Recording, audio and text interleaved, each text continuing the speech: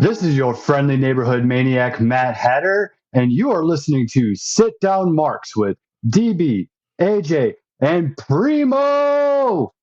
And welcome to my wonderland. Hey, yo. If I can be serious for a minute. Oh, yeah. Acknowledge me.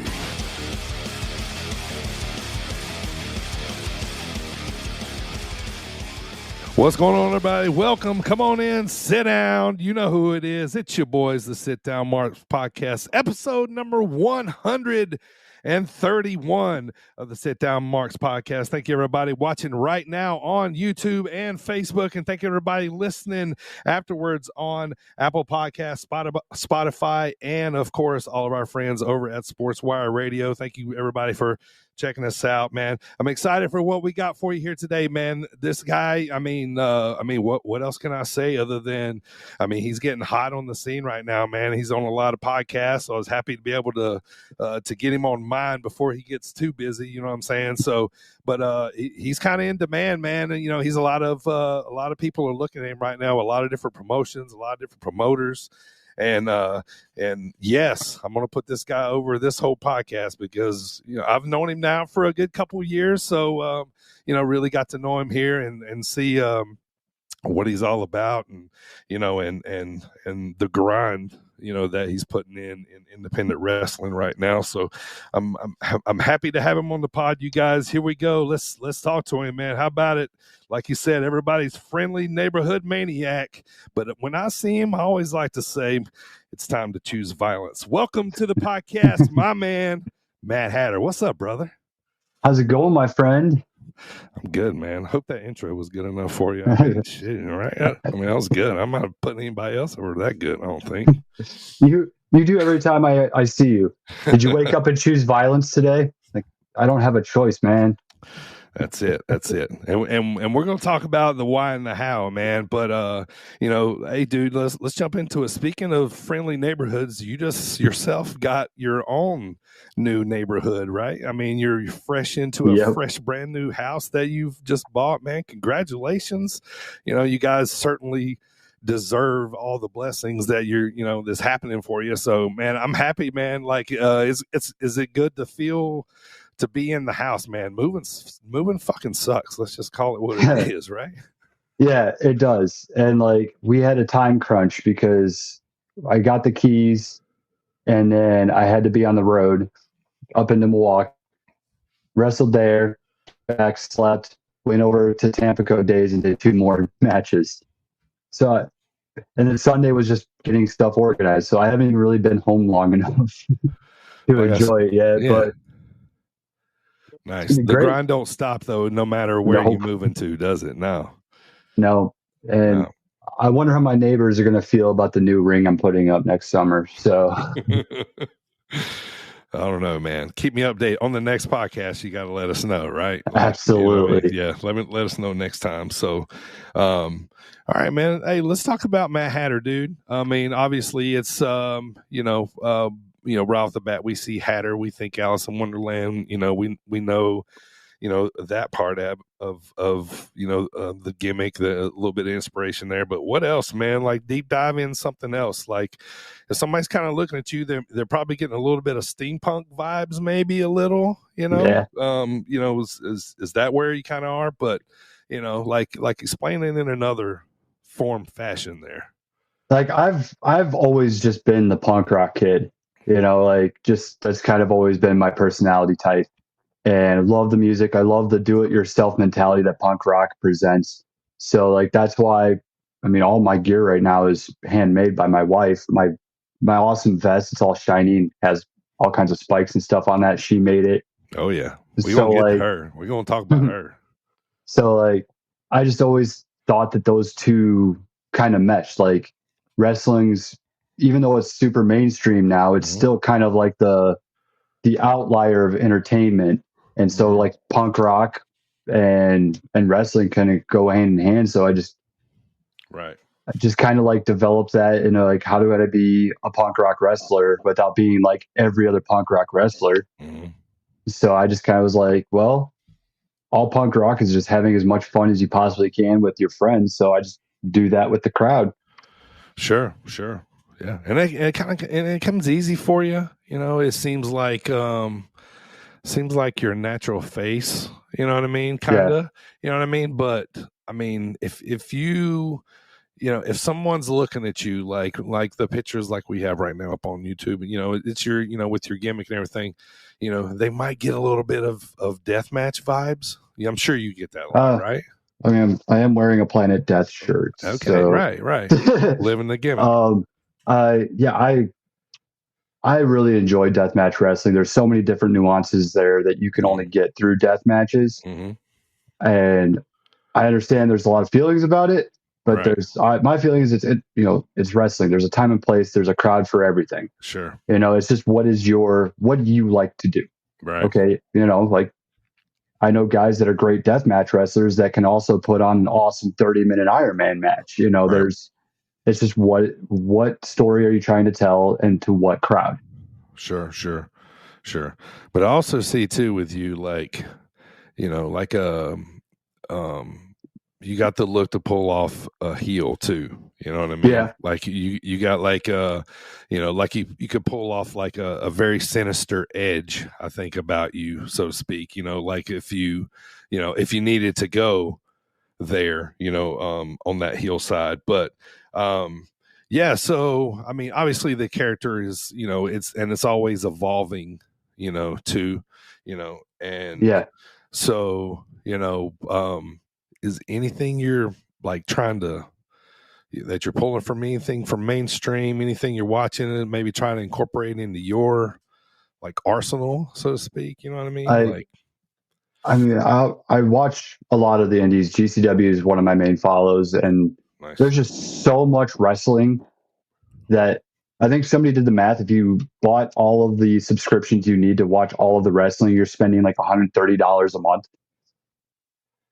So like I try to keep up with as much as I can through clips and all the reels and things like that. But like the biggest thing, I guess, right now is I'm watching footwork. Mm-hmm. When I'm studying tapes, I'm watching footwork, positioning, timing, transitions, and smooth those things out. Sure. Nice. You know, so so you're you know, let's talk about being an indie wrestler. So you're trying to get your character over. You're figuring out what your character is. You know, you're figuring out how the crowd responds to your character. You know, all the while busting your ass all day long, hoping to get on the show.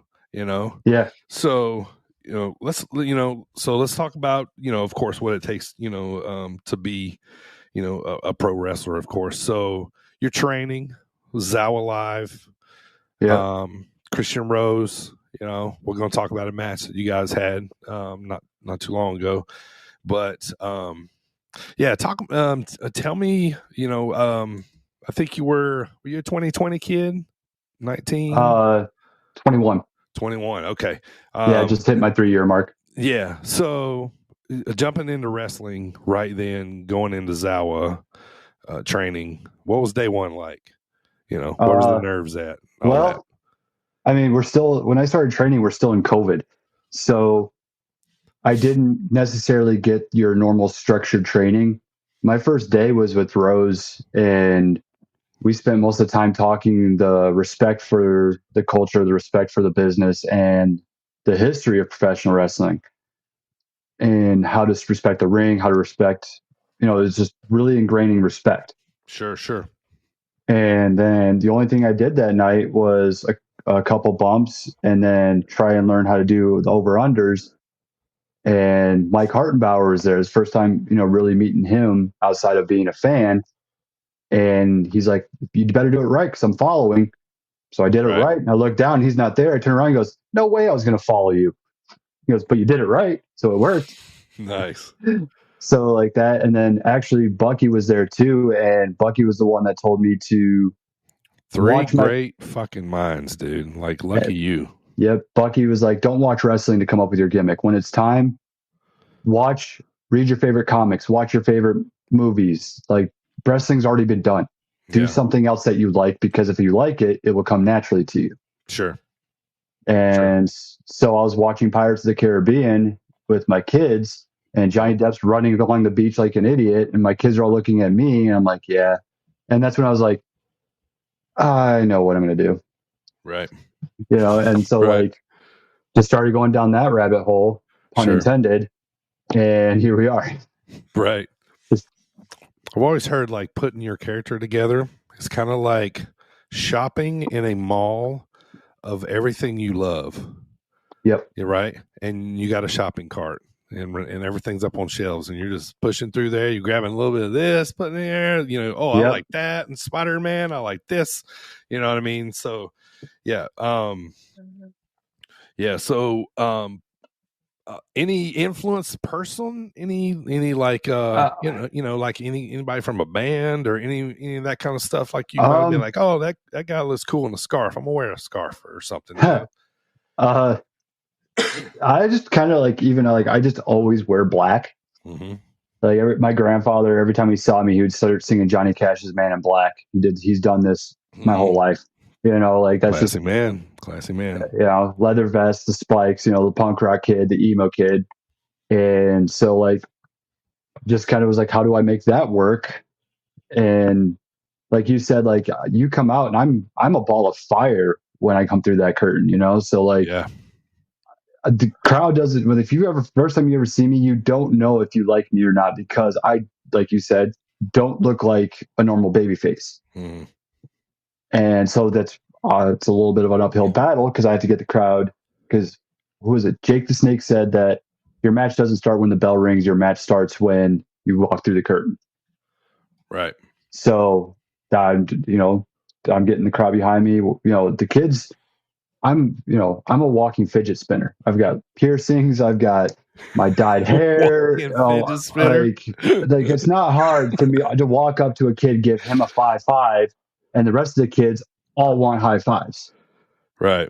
So like I just go find the kids and be like, hey, like I'm here to have a good time with you. Let's have a good time. Right. And that's kind of like the approach. Like, plus, like what kid doesn't want to jump on the tables, and here's a grown man jumping on the tables. Like right. You get to do the things you want to do as a kid, or keep doing the things you did as a kid, right? Yep. Right. Keep the child alive. Right. So, any wrestling influences, like who's Jeff Hardy. You can't tell with all the scarves. Nope, not at all. Especially one in your pocket, or you wear it on your hip or something, right? Yeah, it's in my pocket. Okay. I do a swanton. Yeah. Ladder matches are my favorite. So, but just how Chris Jericho like just talks about wrestling and thinks about wrestling. Yeah. I listen to Undertaker's podcast religiously because of how he talks about wrestling and just the insights, how am I say this? Like you can watch what's going on right now all you want to get your movesets. Sure. Right now I'm studying tape for timing and for their footwork, their positioning, those little nuances, but yeah, it's the character and the story is people are going to remember. They might remember that one cool thing you did, and all the moves are important, but they're going to remember that one thing, that story and how you made them feel. So like now the big influences are storytellers, and like I said, like Chris Jericho and Undertaker and the people that are the best storytellers of wrestling. I've been really, really studying them because it's all about the story. Yeah.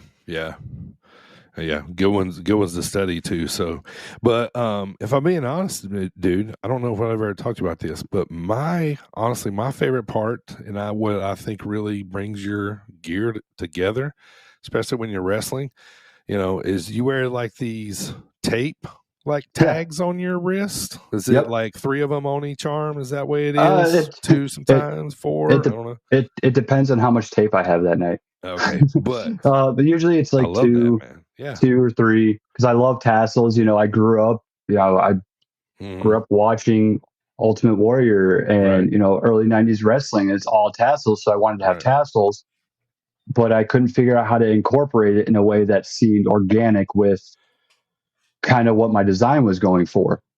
And then I watched Casanova Valentine. I watched him do a no-ring match, a no-ring death match. And he just started taping his hand and his wrist. Like he just literally just tapes it and walks out and does this fight. And I kind of like that like street fight feel. So I started doing that and just started adding more and more strands because I wanted tassels. Right. So I just kind of made it work. Yeah, I mean, you made it work, man. It brings it together at this your whole outfit together. But at this point, it's like I've watched you wrestle so much with those. Like if you didn't wear them, it'd be look a slightly weird. I get used to it, but you know what I mean? Because but I dig that part, man. I think it looks cool. You write anything on them or anything like that? You know, depends on the show, and like if I know somebody, like somebody's in the crowd, or like it's somebody's birthday, I'll put their initials on it, or you know, if I have a group of friends from out of town that are there, I will write something for them. Dope. But for the most part, I just keep it clean. Right. All right, man. Let's talk wrestling, dude. So if I had to ask you, what does it take to be a pro wrestler? You know, you're the 3 years in now, something like that. What are you thinking? How's it feel? You said you took a couple swantons the other day in a 24-hour period, and you know, life sucks on your back a little bit right now. But you know, I mean, that's, you know, the bumps are the bumps, right? But I mean, I chose to do it, so like I can only blame myself. Right. It's a grind, you know, a part of it too. But you know, how would you answer that? What does it take? More patience than you have. It's always going to be more answer. Yeah. More patience than you have. I want it to be, you know, like from day one, I want to do these things. Well, you don't have those skills yet. Mm-hmm. And then, I mean, it's not a bad trait to have where you are almost towards that goal, that skill level, and you're looking at the next goal already. But also that makes it frustrating because it's like, I'm right there, but I'm not there yet. And it's a constant feeling of right there, but not there yet. Right. So it's always going to be more patience than you have. Sure. And honestly, I think having a strong support system, like, away, it's up and down. And when it's up, it's up. When it's down, you like screwed up a match, or just the booking didn't, you know, fell through. Whatever that low point is, you have to have somebody that's like, hey, look, dude, like, remember what you did 2 months ago? How cool was that? Or you had this experience that you wouldn't have without being a wrestler. Right. You know, so you have to kind of keep yourself humble, but keep yourself optimistic. Sure. I mean, it's an optimistically patient waiting game is what it is. Yep. You know, I mean, I've been around the game long enough to know. I've been in a locker room since, like, you know, some of the 90s, dude. And like, it's never changed, dude. Like the thing that's always come out of wrestlers that were, you know, most of them that were wanting a contract or were wanting with the, you know, or just get signed by a territory or you know, anything. It was, you know, I can't wait. You always heard of this argument. I can't wait until. Yeah, right. You know what I mean? It's never changed. It's never changed, literally.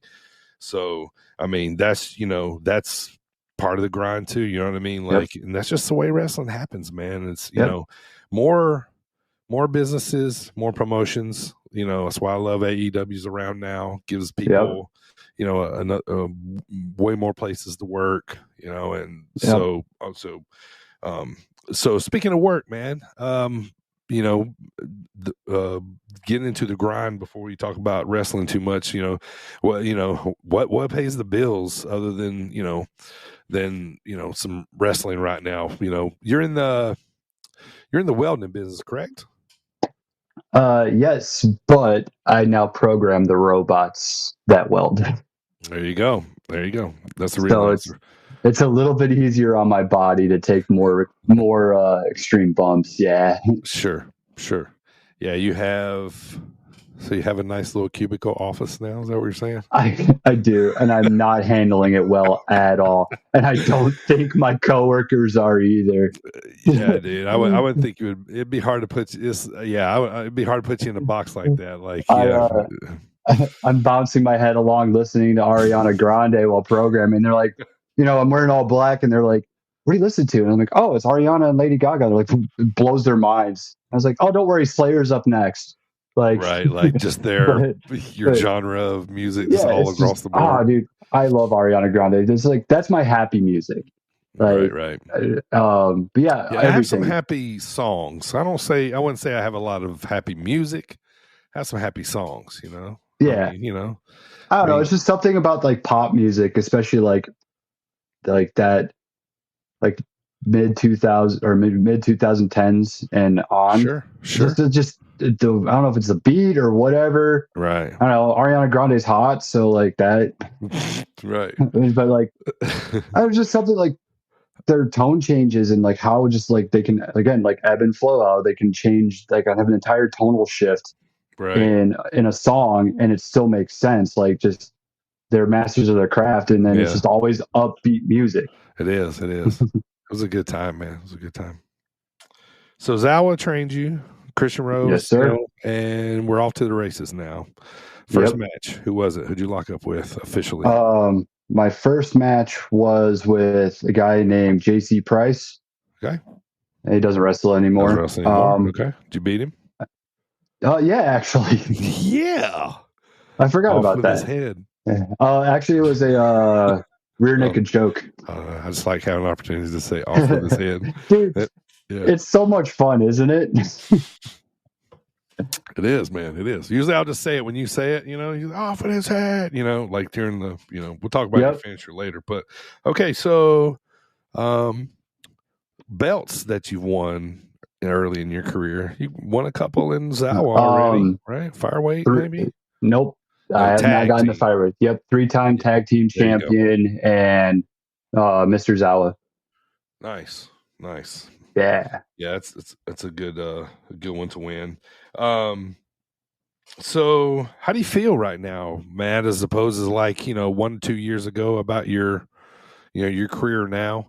We're going to talk about some matches, but when you wrestled Christian, I next show I saw you at Dreamwave, I said, you said, Christian said that, you watched our match, and I was like, yeah, I felt like you leveled up. It's been time, and that's what I said. I was like, I felt like you leveled up because you were smooth in there. You were thinking, I think you guys wrestled outdoor. Was it in Comanche? Yep. In Iowa. Right. Okay.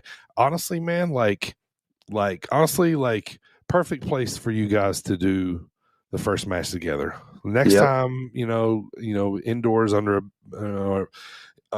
no disrespect to Zawa, but it's outdoor festival show. You know what I mean? They are what they are. You know what I mean? So that's a great place because next time you guys could probably do it better. But so those are one of your big moments.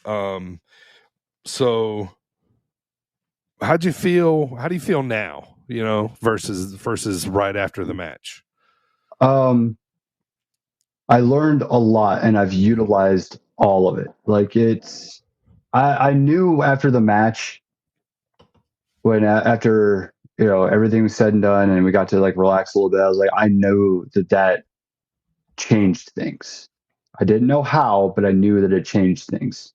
Mm-hmm. And then the next weekend I was up at ICW being a heel and things felt smoother. Things were going easier. And like my character work was getting easier, which I also would like to credit Fourth Wall Wrestling for that. Right. Like, because Milwaukee was the only place I was ever really wrestling as a heel. So I was developing that in front of the Milwaukee crowd, and they're intense. Right. That's why I love it. Milwaukee's a whole different monster. I've never wrestled anywhere else like it. That's why. Nice.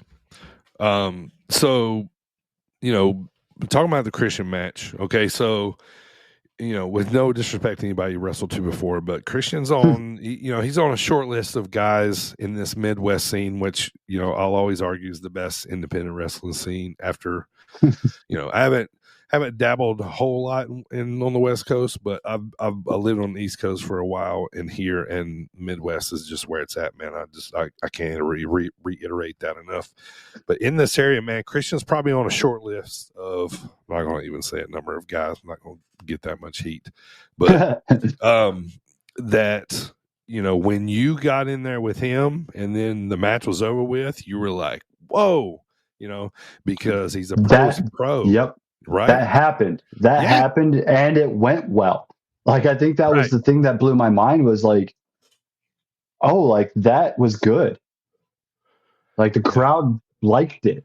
Like, yeah, you guys went back and forth. It was, he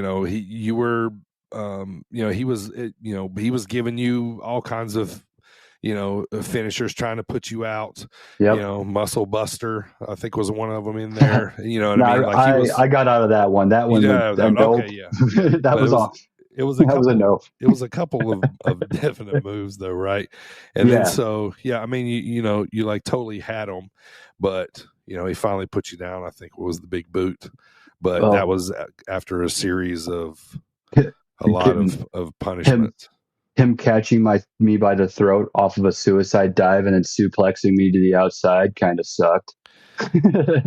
Yeah. It was, the ground was pretty hard out there too in Comanche. So it was a lot harder than I had thought it would be. Yeah. So, and then, not long ago you just worked Hartenbauer, a street fight, so it's a little more playful, a little more, but at least you got to mix it up with him in that manner, and you'll be better next time y'all do. Yep. Anybody on the indies like you're now that you feel a little more confident about your skills and stuff, like who you want to mix up with now, like everybody at Dreamwave. Sure. Yeah. Every single person in that locker room, whether I've already wrestled you once before, Dreamwave's a different monster. Like, how many matches have Florida Man and I've had? Right. 12, 13, but that one was different. It's just different. Mm-hmm. And so, like, anybody that just is there at Dreamwave, any of them. Very good answer.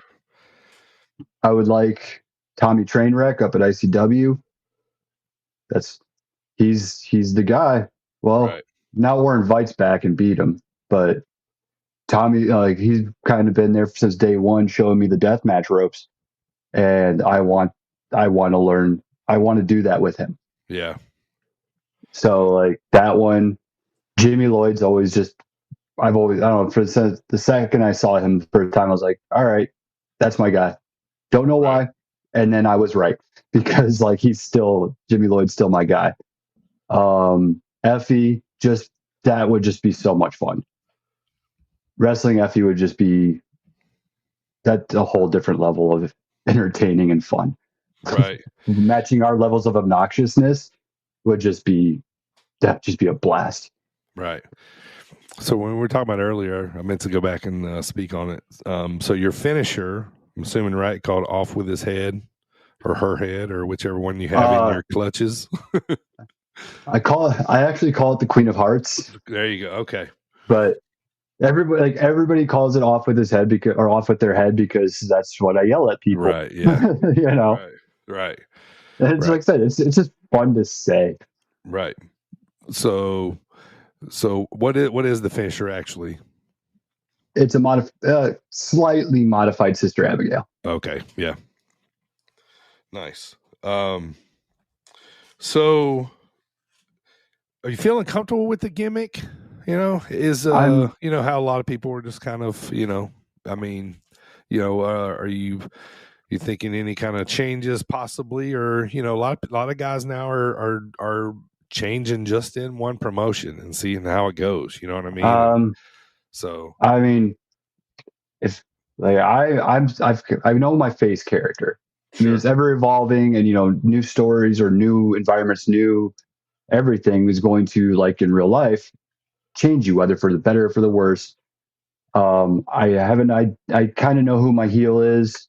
That's still a work in progress. Right. But like, if the promotion is like new promotion, whatever, hey, I want you to do this, I'll give it a try. If it's not working, then like, hey, boss, this isn't working, and can we try? Can you give me some insight, or can we try something different, or can I just use my gimmick?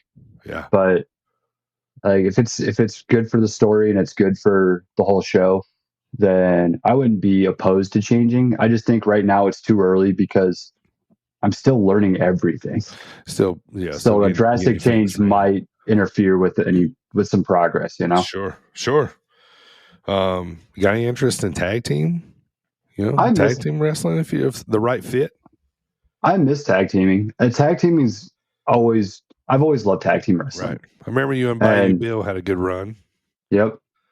That was fun. Yeah. That was definitely fun. I mean, I would imagine,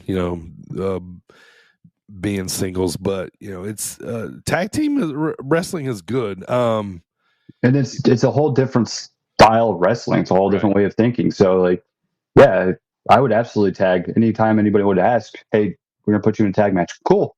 Right. Like, I love tag teaming, but like now it's tag teaming with one promotion's cool and I enjoy it. But I would like to have if I'm a tag team, I would like to have a traveling tag team partner. Right. Because I think it just makes sense. Sure. But because social media is everywhere. Yeah. So like trying to have continuity between all of it's impossible. So if I can control that environment by creating my own continuity, I think that'd be more beneficial for just everything. Right. All right. So, you're an indie wrestler. You're trying to get on a show that night. What's a day in the life like?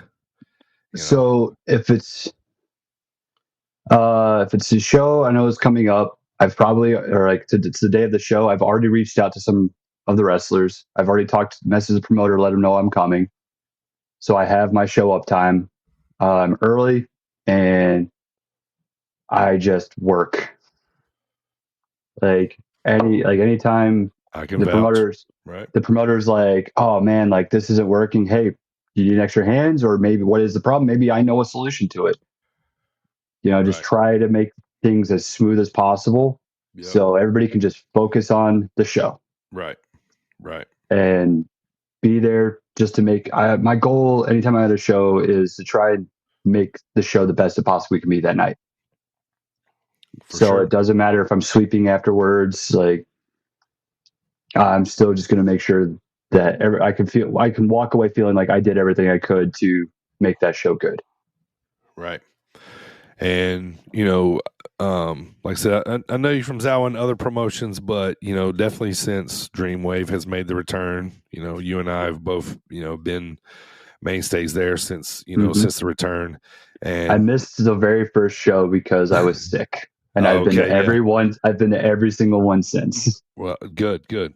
And then so I've watched you, set up the ring, run lights, do, pop graffiti, like during the show, like anything and everything. Right. I mean, it's God bless Dreamwave, man. I love it. It's a family atmosphere. It's great. We're all like, a big, huge, village team putting this awesome show on, but I've seen you, set up and go through, that grind, and you're starting to get some traction now, I feel like there's, for lack of a better term, like I feel like there's kind of like a little darling spot there for you in that pre-show right now. You know what I mean? Yeah. I just feel like it's just got to take a little bit, to catch a little momentum. Not that I want you to stay there. That's not my, that's not what I'm saying. You know what I mean?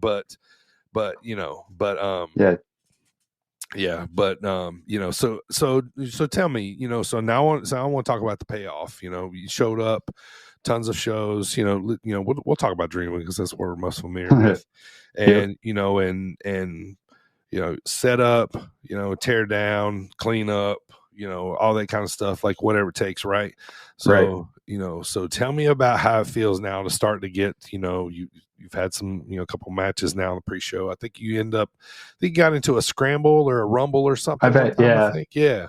I've had two pre-shows, couple scrambles, rumbles, just being able to be in the ring, like any opportunity to be in the ring with people that are better than you is always going to be a good opportunity. Right. Because you'll learn something. Right. And that's like the old adage, wherever you go, have your gear with you.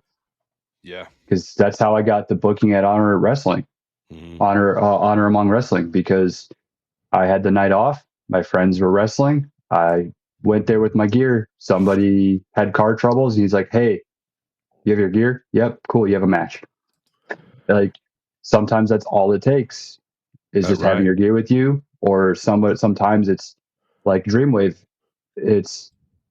That's the long process, especially if you're a new wrestler. Like, you can't be discouraged because they pay attention and they watch to see how you develop and how much more invested you get in, how much you help. And when you start developing more, then you get your, hey, here's your rumble. I just went and his music hit and I started headbanging. I couldn't help myself. Right. And I didn't tell Kaylee, my wife, because I wanted to hear her scream. So, she looked right at me and mouthed some words at me because I didn't tell her, but I just had this big smile on my face and started headbanging, And so the first thing I went over there is all right, cool. I'm in the ring with Warhorse. And I just walked over and punched Warhorse in the face. Great, man. Because, I'm in the ring with Warhorse. So this is what we do. Right. And so I did that. And and we got this really cool picture. It was elimination. So I'm hanging off the rope and being choked out by Warhorse, because you have an opportunity to do something with it. Right. Yeah. And that's what's great about Dreamwave too, dude. I mean, obviously we're going to be at every show, but it's surreal. You know what I mean? Like as a lifelong fan, it blew my mind. I was in the same locker room as Ricky Morton. You know what I mean? And I have a Ricky Morton story.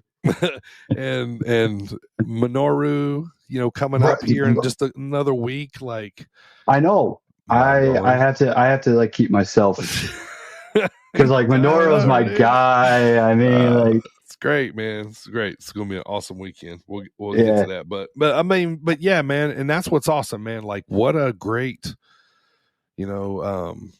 a place to get into, because the chances of you working with people are just immensely endless. Like all kinds of people, and matchups you never thought you would see or possibly be in. But called Dreamwave for a reason. That's right, man. Yeah. So are you watching anybody on TV right now? Like who you're into right now? I've been moving and doing the whole house buying thing. I've actually had been offline for a little bit, so I need to catch back up. But just to see what they're doing. Yeah, I watched Money in the Bank. Pretty much anything Gunther does, I'm going to watch. Right. I don't know, just everything. Sami Zayn, just that man, the manic baby face. I watch a lot of his stuff because it's just, there's a lot of similarities. Right. So, Seth Rollins, John Moxley, Darby, because I'm glad he's doing it so I don't have to. There's so much, and it's great. Yeah. There is just so much, you know what I mean? I don't, there's only certain things I'll pay attention to, and then everything else, I'm kind of like you, I'm catching clips, because it's hard to catch every pay-per-view, every, all these streaming services, and, and then on the indies, it's trying to keep up everything, but not everything's on IWTV. Some of it's on Triller, some of it's on, whatever, you know what I mean? So, and then the clips are all over social media. So I had GCW kind of spoiled for me because of Instagram, and I just immediately was like, nope, we have to watch it now. Right. So, what's your favorite part, man, about the grind of it all? You know, like, do you love the driving, or do you just fucking hate it? You know, like, I've always loved being on the road. okay, Like the driving doesn't bother me at all all. right, It does wear on you. sure. Like I had one weekend where I was on the road for 16 hours. God, In one geez. weekend, I wrestled ICW in Milwaukee. Then I wrestled Honor Among Wrestling in Moline, and then I was in the X Bombers music video on Sunday, and that was like 4.5 hours south. Right. So like I ended up putting 16 hours on the road in less than 48 hours. Right. And so like, yeah, like that's part of it. Like you kind of have to embrace the fact that you're going to be on the road. Right. It sucks. Right. Yeah. So you might as well enjoy it. Right. And, I'll start studying Spanish if I know it's got a 3-hour drive, or, like I listen to wrestling podcasts and maybe, learn some things, think of things differently. It's a quiet space to kind of just, like I was telling you earlier, like that's when I just start, cutting promos on whoever I want to cut promos on, just to get that voice and get that development. Because you're on the road, you're by yourself, you're already a wrestler. You should have no shame at this point. So you might as well just start yelling random things. Right. And if the guy passing you thinks that you are insane, well, my life is more entertaining, I guess. I don't know what to tell you. Yeah. I'm yelling at an imaginary person right now. Go away. All right. Couple quick hits here. Just hit me here. This is about being on the road. Who are your like top 3 favorite bands or person to listen to? Undertaker, the Mark Calloway podcast, Okay. Chris Van Vliet. Yeah. That's again a wealth of knowledge that is just at your fingertips. And then it just kind of cycles through different Dungeons and Dragons podcasts. Nice. What about music? What's your top 3 in music? Avenged Sevenfold is always going to be my number one. That's my Metallica. I love Hail to the King, man. That song gets me juiced up, boy. I'm like, let's go. Yeah, Jackson King used to come out to that, and I used to give him crap for it. I was like, it's my favorite band, and you don't even like them, yet you're using their music. Right. I love messing with Jackson. Yeah, so it's that guy, or like I said, Ariana Grande. Mm-hmm. That's just because, 2 hours into a drive, just kind of need some of those feel goods. And then, like right before I get there, I usually throw on hip hop. Best road snack. Oh, what are they called? I've been getting these. Oh, I think they're called Poppets. It's popcorn, but they're in the shape of a chip, so you don't get kernels and stuff in your teeth. Yeah, you're right. And I think my wife eats those. Yeah, right. Yeah. So I love popcorn, and they're just easy to eat while you're driving. What's like the best gas station to stop at? Depends on the state. What's your favorite one? Favorite one? Like we're getting gas here because I want to get the fucking barbecue they got, or the the Twizzlers or some shit. Like who is it? Gas station food is all terrible. Of course it is, but you buy it. But I don't know. Like I guess I like Pilot. Just I think, like my favorite is pretty much any gas station that has like showers, like the truck stops. Yeah, because they just have everything in there. I might need. I don't think I have duct tape. I'm gonna go pick up some duct tape at this. Like just, or you might be like, that vest is really cool. I'm gonna buy it and make something out of it. Like it just has, or there's audiobooks. There's just truck stops are just, I feel like, the way to go. They are pretty cool. So speaking of cool shit you get to do as a wrestler, a lady named Kay Vatone reached out to me, Matt. She is with the band The X Bombers. Yeah, I know her. Yes, you do know her. As you were in the video for, they did the cover song for the Jim Cornette Experience, I think, the drive-through, I believe is what it is. And you were actually in the video. I shared it on all our social media, so you can go check it out at SitDownMarks. You can check out the link. Very, very, very sweet young lady. We ended up texting for a little while. She put you over just about as good as I do, man. And That's she was just talking awesome. about how you worked hard, and she was looking forward to listening to the podcast. And so, in return, of course, I shared as much as I could for her, and, in the band. So you got to be in the video. Talk about that real quick, man. That's kind of cool. Like, how'd that happen with the X-Bombers? Somebody shared it to me that I went to high school with, that they posted up, hey, we need wrestlers. And I was like, I'm free that weekend. What's the worst that can happen? They tell me no. And they actually did tell me no. They're like, hey, we got these guys. They were from NWA. And I was like, they're like the big brawny guys, right? Sure. And so I was like, well, that makes sense for what you're wanting. Okay, cool. A couple days later, I get an email like, hey, we figured out a thing for you. We just really liked you and like talking to you. So we just want to, hang out with you. I was like, all right, cool. And then I did what I normally do. And I showed up early and just started doing stuff. And like the cool part was the theater kid in me started coming out, because I started like, I know what's like remembering, like, I know what this does. Oh, I know that this needs to be here. And then it just became fun. Yeah. Just helping out with the performance, or like, hey, maybe try this idea, because that's their theater kids as well. So like I got to learn like how to work the camera a little bit better from them, and a little bit more of the production. And because I'm fascinated by wrestling production, so I want to know everything about production. Right. Well, dude, you need to have you applied for any kind of extra work or anything for WWE, TNA, any of that mailing lists, horseshit email, whatever they got to do, y'all got to do to get on that? It'd be a good way to. I'm gonna start the production part. You know what I mean? Yeah, you're not wrong. I think it was a confidence thing, but I don't see why I shouldn't. Just again, what's the worst gonna happen? They tell me no, and then I just go do what I was gonna do anyways. Yeah. So how many times you get to wrestle on a weekend? You wrestling at least twice? Most months. The summer is crazy. Yeah, this because summer. Festivals. Yeah. So it's usually like I thought you were going to fall 3. asleep. You're like festivals are crazy, and like you're going to fall asleep. No, I was just thinking about the last like 3 weeks, and I was like, oh crap! Like I did all that while I was buying a house. Like I think I did the last 3 weeks. I think I've done 10 matches. Yeah.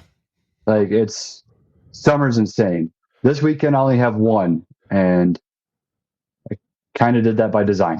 And that's all right. Yeah, man. I mean, you still got to put that house together, and and Dreamwave is next weekend. As or the weekend after. This. Yeah, it's gonna be August 2nd, 3rd, a double shot weekend. So we're busy.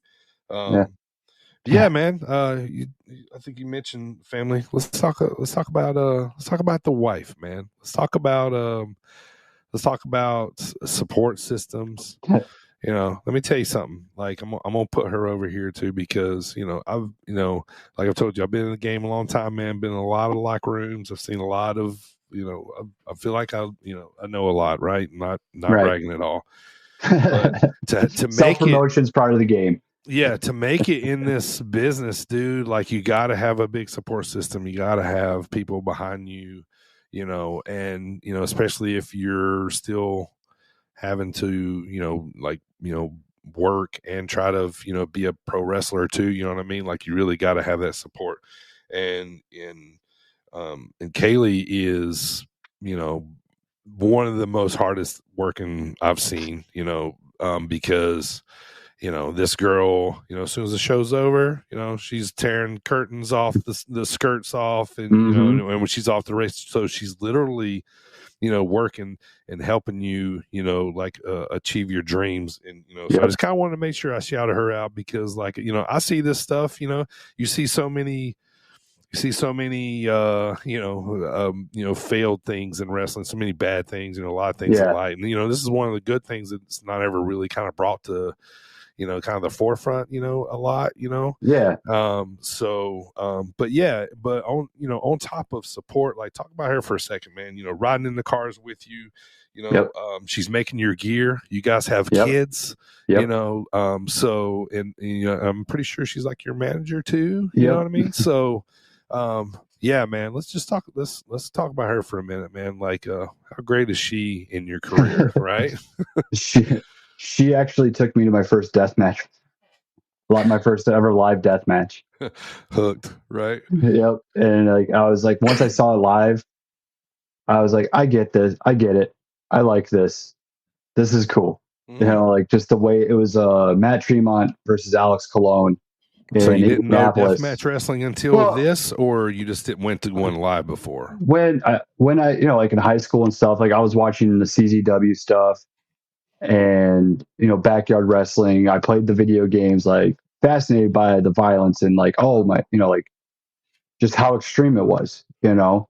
And then growing up, like you just have, you know, all that, like, oh, deathmatch wrestling isn't real wrestling, and just have all that pressure to like almost conform to what the mainstream is. Sure. So I kind of lost it. Like, but don't get me wrong. Like, I've always loved the ladder matches, the TLC matches, like the no disqualifications, falls count anywhere. Like those to me were always my favorite matches because one, you definitely don't know what's going to happen. You don't know what they're pulling out or who's going to do what. Yeah. And two, like there's just now as a wrestler, there's so many intricacies to that to make it work. In a way it's easier and harder. Sure. Because like you can freeform a lot more, but also like anything goes wrong, the whole match is, you know, the match could potentially be over with an injury. Like, you know, like, so there's just so many different nuances to that. And seeing it live for the first time was like, okay, yeah, I see this now. Sure. Screw everybody else. You felt I it, like right? I like deathmatch wrestling. Yeah, and just the crowds are different. They're visceral. Sure. They're brutal. Like they're hanging on every, you know, and you know, I've said this, you know, before too, like, you know, I like to tell people, man, I used to laugh, you know, I come from the days of clotheslines and bear hugs in wrestling, you know what I mean? And I'm still okay with deathmatch wrestling. Like, you know, I'm like, it's just you know, it's another wing in the hall of wrestling is the way I call it. You know what I mean? Exactly. You know, and every now and again when I hear there's going to be a big, you know, I'll watch it. Like, I'm like, you know what I mean? And so, you know, but, you know, I've never been a fan of it. You know, I don't follow it, but, you know, but like, yeah, I get it there because, you know, I feel like in a roundabout way it still supports because, you know, let's say Matt Hatter goes to GCW and does a death match. Okay. Right. Well, then you're going to go to Dreamwave and they're like, oh, well, I've seen him at GCW and oh, you know, he got another style, not just fucking, you know, banging light tubes over people or something. Right. You know what I mean? So I still think it's promotion. You know what I mean? Absolutely. And so it's just, you know, but but getting back to Kaylee too, you guys got a pretty good knack of finding like the best tacos and, you know, in towns, right? Like, oh yeah. That's still like one of the first things. Talk to locals. She doesn't. I do it. Yeah. She's like, we need to find good tacos. Okay, I'll go find. I'll just start talking to people. Sure. Hey, you live here? Cool. I need to know where the best taco place is. My wife's a taco person, and it always works. Right. I don't know if we talked about this, but I seen you wrestled Kevin Cade. Did that one? How'd that one go the other day in Tampico? Is that what it's called? Tampico. Thank you. Sorry, I'm Southern. It don't come out right sometimes. That was a lot of fun. That was like we'd been friends for a while because, you know, hanging out at Dreamwave, different promotions, doing the grind. You know, meeting. You know, good to see him. And then it's like, hey, you guys are having a match tonight. It's like, cool. All right. And now I got to smash you in the face. Yep. I was like, I am going up against somebody who is way stronger than me. So I'm just going to kick him in the head a lot. Yeah. That was my game plan. Yeah. He can't be a strong man if he doesn't touch me. Right. And he threw me around a lot. Yeah. All right, man. So tell me, man, where do you want to go, man? Where does this dream take you? What do you want to do? Are you happy on the indies? You want to go, you know, where would you like to, you know, everybody's got dreams. Let's hear yours. All Japan. Fuck yeah, dope. I didn't think that would come out of your mouth, so I'm intrigued. Let's hear it. You know, it's like the mainstream death matches. You've got All Japan and you've got GCW. Those are your mainstream death matches. That's where because like I told you before, like storytelling is insanely important to me. It's honestly my favorite part. So like you have a time and place for just a tube fest, but like especially like during deathmatch tournaments and stuff like that, where the whole spectacle is the violence. Right. But All Japan and GCW, they are very story driven. Like the whole story that just finished up with Effie and Warner was like a year of build up, and it's blood, violence, tears. Like it's a whole emotional roller coaster with a big payoff in the cage of death. Yeah. So like the storytelling aspect that GCW and All Japan do is just it's next level. And the way they do it is that's what excites me, and that's where I would love to end up. And of course, a regular mainstay on the Dreamwave main card. Sure. Dreamwave champion one day, huh? That would be amazing. I think you fit in the alternative division very well.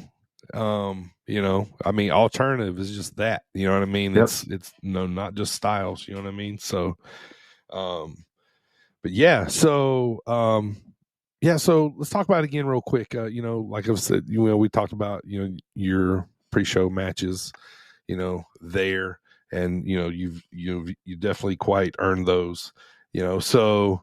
And you got some pretty good reactions, if I do believe, last time. I believe y'all did a little spot where you put on Florida Man's glasses. Yep. Yeah, and I think that got a pretty good reaction. But those definitely gotta feel good getting on those. Getting on those pre-show matches, and that's just from hard work and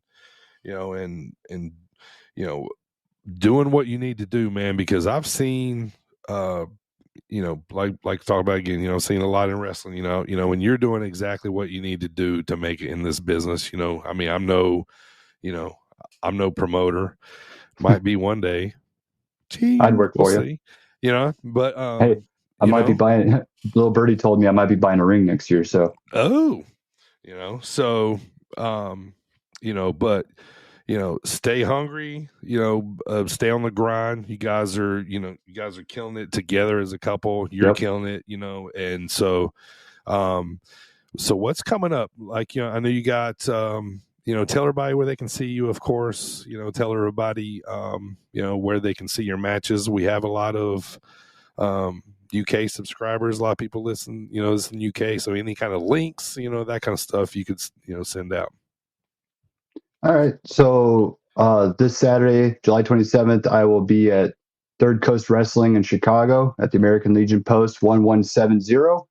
I will be actually in the main event for the North Shore Championship Scramble. Oh. So we got that Saturday. I'll be around Uprising because I'm not missing anything Dreamwave, and those women are just amazing. Yeah, and it's so cool that they have that platform now because I want to wrestle them. Right. like, I mean, Maggie Lee, Megan Bain, come on, dude. Like, that's sick. So you'll see me there. And then, of course, Dreamwave's the 3rd, so I'll be there. And then August 9th, I have another no disqualification in Comanche, Iowa. Me versus Herzog. Ooh. So I just get to do what I do best. Check out Herzog. If you go check him out. Watch one of his matches, man. That's a throwback. I have. Yeah. And then August 24th, I will be in Milwaukee for at the St. Thomas More High School for Fourth Wall Wrestling. If you ever get a chance to go watch Fourth Wall Wrestling, even if you aren't a normal go out and see wrestling, go watch a Fourth Wall show. Right. You will not be disappointed. It is wrestling for wrestling's sake, and it is the best. I love it there. Milwaukee, is that right? Yep. Fourth Wall Wrestling. It's Marman's promotion. Marman, yeah, that's it. Yeah, so imagine working for Marman. It's best stash in the game, boy. That thing is luscious. He is a whole human being. I don't know how to explain him until you meet him. Right. He's an amazing human being, but he is a hell of a ride, and I love it. Right. That's awesome. All right, man. Well, it looks like you're pretty busy, man. So so that's always good. So want to thank everybody watching on Facebook and YouTube, and I want to thank everybody listening on Apple Podcasts, Spotify, Audible, and listening on SportzWire Radio. Thank you, everybody. And so, Matt Hatter, promoters, book this man. He's an incredible human being, a hungry up-and-coming wrestler. Matt, man, it's great to finally have you on here, dude. I've been looking forward to this for a long time, my friend. It's been years coming, man. Yep. So I kind of feel like I'm just watching the maturation happen with you in wrestling, man, and I love seeing you get these spots in Dreamwave, and so it's onward and upward from here, brother. And so of course we'll have you back, and we'll check in and see how life is going on down the road. But stay safe out there. Keep grabbing those good tacos, and I got to find out where the best ones are in LaSalle, because Nina's. Where? Nina's. I Yep. think it's Kevin like 3 blocks down. but I couldn't remember. Oh, so I can walk to it. It's nice. The best. Their tortas, perfect. All right, there you go. That's the plug right there. There you go. Yep. Matt just gave it to you. In LaSalle, if you're going next weekend for Dreamwave, Nina's is where it's at. But don't take them all, or at least by me being mad a couple before we get there. So, but Matt, man, all the best, dude. I hope you finally get settled in the house here soon, and I'm excited to see you here in a couple of weeks, brother. And absolutely, damn good to see you, man. That pretty face is always delightful to see. All right, buddy. Appreciate it. Thank you, everybody, for listening right now, and we'll see you guys next time on the Sit Down Marks podcast. I am DB. That is Matt. We'll be back in just a couple of weeks talking about SummerSlam. All right, guys. We'll talk to you then. Thank you, guys. Later.